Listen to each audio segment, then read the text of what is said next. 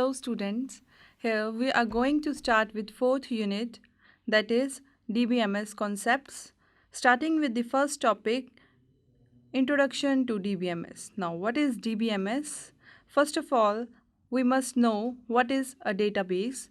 Database is a collection of related data, and data is a collection of facts and figures that can be processed to produce information. Mostly, data represents recordable facts.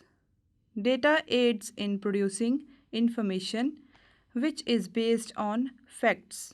For example, if we have data about marks obtained by all students, we can then conclude about toppers and average marks.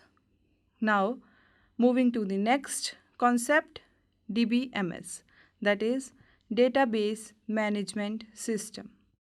A database management system stores data in such a way that it becomes easier to retrieve, manipulate, and produce information. Now, next topic, that is architecture of DBMS. Architecture of DBMS includes three levels. First is physical level, second is logical level, third is view level. Physical level describes how a record is stored. Logical level describes the data stored in database and the relationships among the data. View level explains application programs hide details of the data types. Views can also hide information for security purposes. Moving to some terms that are used in DBMS. First is entity. An entity can be a real world object, either animate or inanimate, that can be easily identifiable. An entity set is a collection of similar types of entities. Second term that is used in DBMS is attributes. Entities are represented by means of their properties called attributes. All attributes have some values. For example, a student entity may have name, class, and age as attributes. Moving to the types of attributes, first type is simple attribute. Simple attributes are atomic values which cannot be divided further. For example, a student's phone number is an atomic value of 10 digits. Next is composite attributes. Composite attributes are made of more than one simple attribute. For example, a student's complete name may have first name and last name. Next is derived attribute. Derived attributes are the attributes that do not exist in physical database but their values are derived from other attributes present in the database. For example, age can be derived from date of birth. Next is the single value attributes. Single value attributes contain single values. For example, social security number, your bank account number, etc.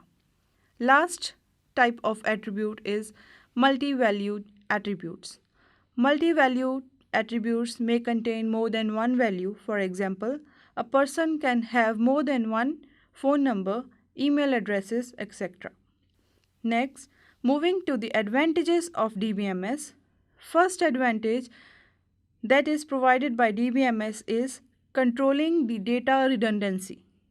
In DBMS, all the data of an organization is integrated into a single database. The data is recorded at only one place in the database and it is not duplicated. In DBMS, the data redundancy can be controlled or reduced, but it is not removed completely. Sometimes it is necessary to create duplicate copies of same data item in order to relate tables with each other. Moving to the second advantage, that is data consistency. By controlling the data redundancy, the data consistency is obtained. If a data item appears only once, any update to its value has to be performed only once, and the updated value is immediately available to all users. Moving to the next advantage of DBMS, that is data sharing. In DBMS, data can be shared by authorized users of organization. The DBA manages the data and gives rights to users to access the data. Many users can be authorized to access the same data of information simultaneously. Moving to the next advantage, that is data integration. In DBMS, data in database is stored in tables.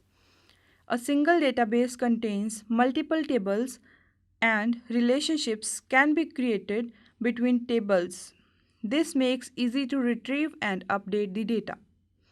Next advantage of DBMS is data security.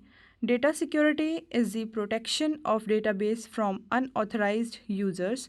Only the authorized persons are allowed to access the database. Moving to the next advantage, data atomicity. All these tasks collectively are called an atomic unit of work or transaction. These tasks must be completed in all, otherwise, partially completed tasks are rolled back. Thus, through DBMS, it is ensured that only consistent data exists within the database. Next advantage of DBMS is database access languages. Most of the DBMS provides SQL as standard database access language. It is used to access data from multiple tables of a database. Control over concurrency. In a computer file based system, if two users are allowed to access data simultaneously, it is possible that they will interfere with each other. For example, if both users attempt to perform update operation on same record, then one may override the values recorded by other. Most DBMS have subsystem to control the concurrency so that transactions are always recorded with accuracy. Last advantage that is provided by DBMS is backup and recovery procedures. Most of the DBMS provide the backup and recovery subsystems that automatically create the backup of the data and restore the data if required. For example, if the computer system fails in middle of an update operation of a program, the recovery subsystem is responsible for making sure that the database is restored to the state it was in before the program started executing. Moving to the last topic, that is disadvantages of DBMS. First disadvantage of DBMS is cost of hardware and software. A processor with high speed of data processing and memory of large size is required to run the DBMS software. It means that you have to upgrade the hardware used for file-based system. Similarly, DBMS software is also very costly. Second disadvantage of DBMS is cost of data conversion. When a computer file-based system is replaced with a database system, the data stored in data files must be converted to database files. It is difficult and time-consuming method to convert data of data files into a database. You have to hire DBA, that is a database designer, a database administrator, and a system designer along with application programmer. Alternatively, you have to take the services of some software houses. So a lot of money has to be paid for developing database and related software. Moving to the next disadvantage of DBMS, that is cost of staff training.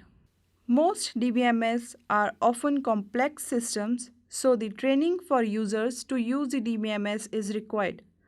Training is required at all levels, including programming, application development, and DBA. The organization has to pay a lot of amount on the training of staff to run the DBMS. Next disadvantage is appointing technical staff. The trained technical persons, such a database administrator and application programmers, etc., are required to handle the DBMS. You have to pay handsome salaries to these persons. Therefore, the system cost increases. Moving to the last disadvantage of DBMS, that is database failures. In most of the organizations, all the data is integrated into a single database. If a database is corrupted due to power failure or it is corrupted on storage media, then our valuable data may be lost or whole system stops. Hope you get to know all the concepts about DBMS. Thank you.